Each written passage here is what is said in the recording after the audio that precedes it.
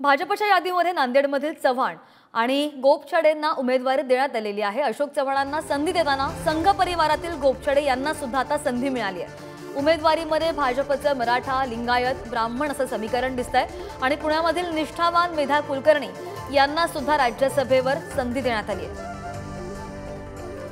अधिकची माहिती घेऊयात आमचे प्रतिनिधी ओम देशमुख आपल्या सोबत आहेत। ओम, आपण पाहतोय की भाजपची जी यादी आहे आता गोपछडेंना सुद्धा उमेदवारी देण्यात आलेली आहे आणि नांदेडमधील चव्हाण यांची नेमकी पार्श्वभूमी काय आहे, त्यांना उमेदवारी देण्यात आली आहे?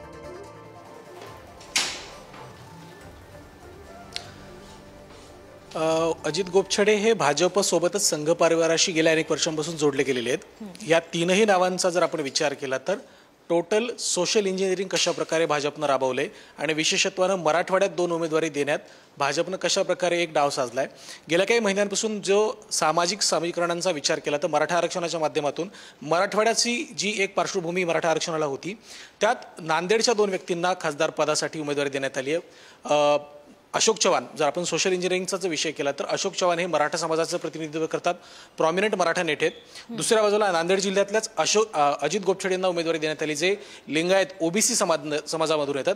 आणि तिसरा महत्त्वाचा मुद्दा जो भारतीय जनता पक्षाचा गड मानला जातो पुण्यातला, त्या पुण्यामधल्या ज्या माजी लोकप्रतिनिधी आहेत मेधा कुलकर्णी यांना उमेदवारी देऊन भाजपने कुठेतरी ब्राह्मण समाज नाराज झाला होता।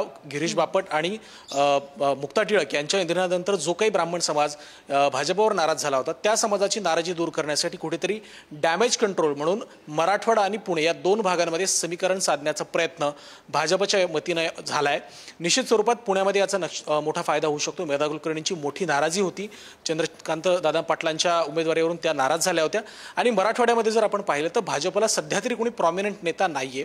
पंकजा मुंडे सक्रिय राजकारणामध्ये आहेत, परंतु म्हणावंसं त्यांचं जे काही आहे त्यामध्ये अशोक चव्हाणांना बळ देण्यासोबतच भाजपचा जो जुना कार्यकर्ता आहे संघाशी परिवाराशी जोडलेला त्या संघाच्या जुन्या कार्यकर्त्याला अजित गोपछडेंना जे रामजन्मभूमी असेल, संघ परिवार असेल, इतर कार्यक्रम असतील या सगळ्यांमध्ये सक्रियपणे सहभागी होत्या अशा अजित गोपछडेंना भाजपने ही उमेदवारी दिली आहे।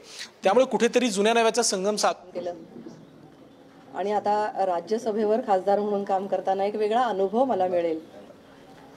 राष्ट्रीय पातळीवर महिला मोर्चाची उपाध्यक्ष म्हणून काम करण्याची संधी मिळाल्यामुळे काही प्रमाणात दिल्लीला जाणं झालं, देशभर जाणं झालं। आता ही दिल्लीच्या सभागृहामध्ये जाण्याची संधी मिळाली आहे आणि तिथे मी पुण्याचेही प्रश्न मांडू शकीन आणि इतरही ज्या ज्या जबाबदाऱ्या मला ज्या पक्षाच्या माध्यमातून वेळोवेळी दिल्या जातील त्याही मी उत्तम प्रकारे पार पाडण्याचा नक्कीच प्रयत्न करीन। एवढंच मी या ठिकाणी सांगते। पण ताई, सातत्याने जे काही तुमच्या बाबतीतलं बोललं जायचं, एक सेकंद, तुमचे फोन सायलेंट करता का? फोन बोलूच नका, कोणी जरा वेळ बोलू नका, फ्लाईट मोडवर टाका। सातत्याने जे काही बोललं जात होतं की तुमच्या बाबतीत पक्षाकडून तुमच्यावरती अन्याय होतोय, आज तो अन्याय दूर झाला असं म्हणता येईल का? आज इतका आनंदाचा दिवस आहे की आज बाकी काही गोष्टी बोलण्याची मला आवश्यकता वाटत नाही। सगळ्यांना सगळ्या गोष्टी माहीत आहेत आणि माहीत आहेत म्हणूनच हा निर्णय घेतला गेला आहे। त्यामुळे आता छान घडलेलं असताना काही वेगळं आठवण्याची आवश्यकता मला वाटत नाही। एकत्र येऊन खूप छान काम करू। पुण्याचा विकास असेल, पक्ष विस्तार असेल किंवा अन्यही काही जबाबदाऱ्या सांगतील त्या पद्धतीने मी काम करेन। काही ज्यांच्याकडे अन्याय झाला तुमच्यावर, सातत्याने तुम्हाला टार्गेट केले गेले, त्यांना काय सांगाल? नाही असं काही माझ्या मनामध्ये आज। ही प्रोसेस जरा सांगा, म्हणजे तुम्हाला कधी तिकडनं सांगितलं गेलं तयारी करायची आहे आणि त्यानंतर कोणी सांगितलं होतं, दरम्यानच्या काळात कुणाशी बोलणं झालं, तो म्हणजे ते विश्वासाचे किंवा आश्वासक शब्द कुणाचे होते जरा ते तुम्हाला असं कधी कळलं की आपलं राज्यसभा मिळणार असं ऑफर कधी असं वाटलं होतं का? मला वाटलं होतं। काही गोष्टी या पक्षांतर्गत असतात, सगळ्या गोष्टी प्रसिद्धीच्या नसतात आणि आता छान घडलेल्या गोष्टींवर आपण बोलू, पुढे काय करता येईल ह्याच्यावर बोलू। तुम्हाला कधी कळालं पण हे सगळं जेव्हा हे काय आता तुम्ही दाखवलं बातमीमध्ये? तुम्ही लोकसभेसाठी इच्छुक होता, जाहीर बोलून दाखवलं होतं, आता लोकसभेचं काय? मी पर्टिक्युलरली अमुक एक पद पाहिजे असं कधीच कोणाशी बोलले नाही, ना पक्षश्रेष्ठींशी ना तुमच्या माध्यमातून कोणाशी। मला काम करण्याची संधी हवी आहे एवढंच मी म्हणाले. आणि अनेक वर्ष पक्षात काम करते. माझी मुलं छोटी असल्यापासून काम करते, निष्ठेने काम करते. जराही मला विचलित होताना तुम्ही कधी पाहिलं नसेल. आणि ना मी कामापासून ढळले ना मी पक्षापासून ढळले. तर त्याचं हे फळ आहे असं मला वाटतं. काहीतरी काम करण्याची संधी दिली एखाद्या कार्यकर्त्याला, ज्या कार्यकर्त्याला मुळातच आवड आहे, एक पॅशन आहे, अशा व्यक्तीला ज्या व्यक्तीला काम करण्याची पॅशन आहे त्याला कामापासून वंचित राहायला नाही आवडत. तुम्ही जेवढ्या आशावादी होता तितकंच म्हणजे पक्षाच्या दृष्टिकोनातनं किंवा पक्षाच्या बाजूने विचार केला तर वहा पर देर है पर अंधेर नाही असं म्हणता येईल का? काय प्रत्येकासाठी योजना ही पक्षश्रेष्ठींकडे तयार असते. कोणाला काय काम द्यायचं, कोणामध्ये काय कपॅसिटीज आहेत याचं अवलोकन करून ते काम दिलं जातं. आणि त्यानुसार मला असं वाटतं की हा माझ्यावरचा खूप मोठा विश्वास आहे. हे झालं तुमच्या उमेदवारीच्या बाबतीत. पण एकूणच जर विचार केला पक्षाने दिलेले उमेदवार एक प्रकारचा बॅलन्स साधण्याचा प्रयत्न केलाय. पुण्याच्या बाबतीत नेहमी म्हणजे अगदी विधानसभेपासून बोललं जात होतं की पुण्यामध्ये ब्राह्मण प्रतिनिधित्व हे कमी आहे किंवा तेवढी संधी दिली जात नाही. तुमच्या रूपाने ते प्रतिनिधित्व मिळालं असं म्हणता येईल का? त्याचबरोबरीनं एकूण पक्ष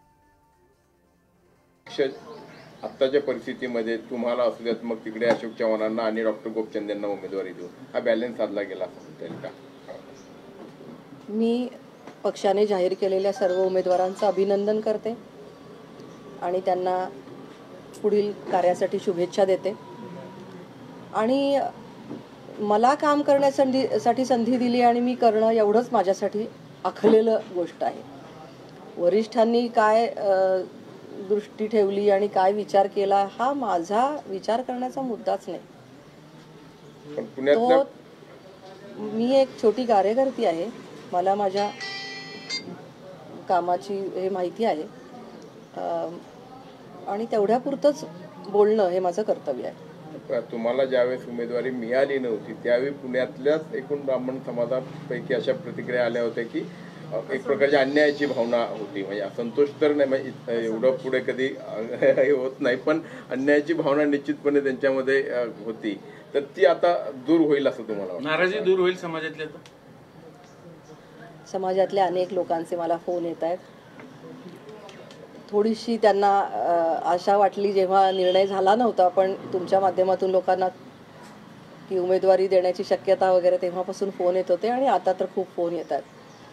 तर एक सर्वदूर समाधान आहे समाजामध्ये. पण अर्थातच इतर समाजातल्या लोकांना सुद्धा माझ्याविषयी खूप जिव्हाळा आहे, प्रेम आहे. कारण मी काम करत असताना विशिष्ट असा समाजाचा भाग बनून कधीच काम केलं नाही. त्यामुळे मी सर्वच बांधवांचे मनापासून आभार मानते.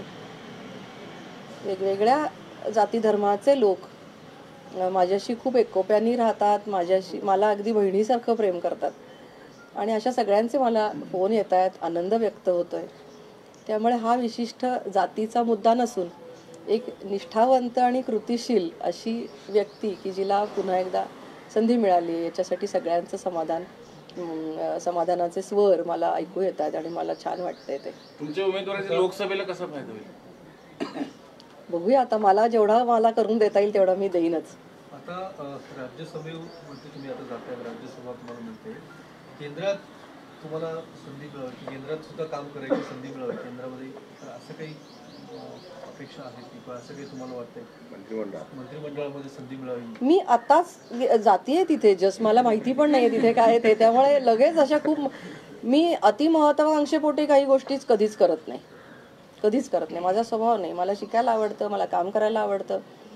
मी नक्कीच शिकीन तिकडे. कसे मोठे मोठे दिग्गज तिथे त्या सभागृहाचा भाग झालेले आहेत, आधीचेही होते. त्या सभागृहात बसायला मिळणं, प्रश्न मांडायला मिळणं, आपली भूमिका मांडायला मिळणं हे इटसेल्फ किती समाधानाची गोष्ट आहे. याच्या उपर आणखीन काही अपेक्षा करणं हे फार अवाजवी ठरेल. ताई, तुम्हाला मध्यंतरी तुमच्या मतदारसंघापासून लांब ठेवलं गेलं, निरोपही मिळत नव्हते, तुम्ही जाहीरपणे ते बोलणंही दाखवलं, नाराजी व्यक्त केली होती. आता सगळं हे आता पुन्हा मतदारसंघात ऑब्व्हियसली सक्रिय होणार पूर्ण ताकदीनं? मी सगळीकडे सक्रियच होते. माझ्याकडे पद असो किंवा नसो, मला ज्या गोष्टी पटतात त्याच्यावर मी बोलते, ज्या गोष्टी पटत नाहीत त्याच्यावर मी हे नाही पटलं म्हणून बोलते. तर ते इश्यू बेस असतं, ते कोणावर व्यक्तिगत नसतं. एखाद्या महानगरपालिकेच्या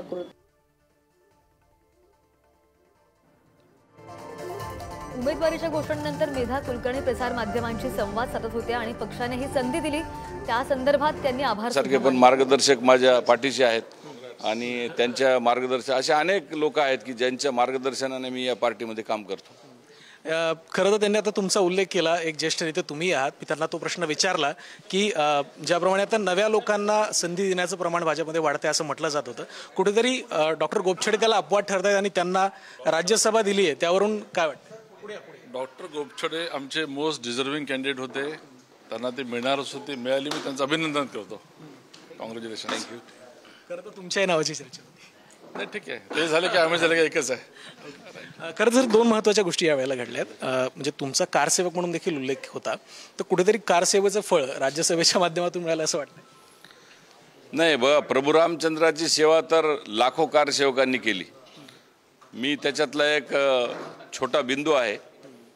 पार्टीला वाटलं असेल की यांचं सामान्य कार्यकर्ता आहे आणि माझं काम पाहून कदाचित पार्टीला वाटलं असेल की यांना न्याय द्यावा म्हणून. आता पुढे कशा प्रकारे वाटतं? काय देशातल्या गोरगरिबांची सेवा करणं, वैद्यकीय क्षेत्रामध्ये विशेषतः आरोग्य क्षेत्रामध्ये लक्ष देणं आणि देशातल्या ज्या ज्या ठिकाणी गोरगरीब पीडित वंचितांपर्यंत जो आमचा पंडित दीनदयाळजींचा जो नारा आहे अंत्योदय, शेवटच्या घटकापर्यंत जाऊन त्या शेवटच्या घटकाची सेवा करणं, त्या दरिद्री नारायणाची सेवा करणं, माननीय पंडित दीनदयाळ उपाध्याय यांच्या विचारानुसार आम्ही सर्व कार्यकर्ते आम्ही काम करू. धन्यवाद. थँक्यू सो मच तुम्हाला या सगळ्या उमेदवारीसाठी. तर व्हिडिओ जर्नलिस्ट श्रीकांतसह मी ओम देशमुख, पुढारी न्यूज, मुंबई. तर आपण पाहतोय की अजित गोपछडे हे सुद्धा समाज माध्यमांशी बोलत होते. राष्ट्रीय स्वयंसेवक संघाच्या मुशीतून आणि अखिल भारतीय विद्यार्थी परिषदेच्या माध्यमातून भारतीय जनता पक्षात डॉक्टर सेलचे प्रदेशाध्यक्ष म्हणून कार्यरत होते अजित गोपछडे आणि त्यांना आता राज्यसभेची संधी मिळालेली आहे. ती स्क्रीनवर आपण दृश्य पाहतोय. महायुतीचे 4 उमेदवार आता जाहीर झालेले आहेत. त्यामध्ये अशोक चव्हाण ज्यांनी कालच पक्ष प्रवेश केला भाजपमध्ये काँग्रेसमधून. त्यानंतर मेधा कुलकर्णी त्यांनी सुद्धा आता समाज माध्यमांना आपली प्रतिक्रिया दिली. पक्षाने विश्वास दाखवला आणि काम दिलं त्या संदर्भात त्यांनी त्यांचे आभार सुद्धा मानलेत. त्यानंतर आता बालरोग तज्ज्ञ डॉक्टर अजित गोपछडे यांना सुद्धा उमेदवारी जाहीर झाली आहे आणि मिलिंद देवरा यांनी काही दिवसांपूर्वी शिंदेच्या शिवसेनेमध्ये पक्ष प्रवेश केला आपण पाहिलं तर या 4ही महायुतीचे 4 जे उमेदवार आहेत त्यांना उमेदवारी जाहीर झाली आहे. काही वेळापूर्वीच त्यांनी प्रतिक्रिया सुद्धा दिल्या समाज माध्यमांना आणि आज माझ्यासाठी आनंदाचा निर्णय आहे असं सुद्धा वक्तव्य समाज माध्यमांना प्रतिक्रिया देताना मेधा कुलकर्णी यांनी केलेलं आहे.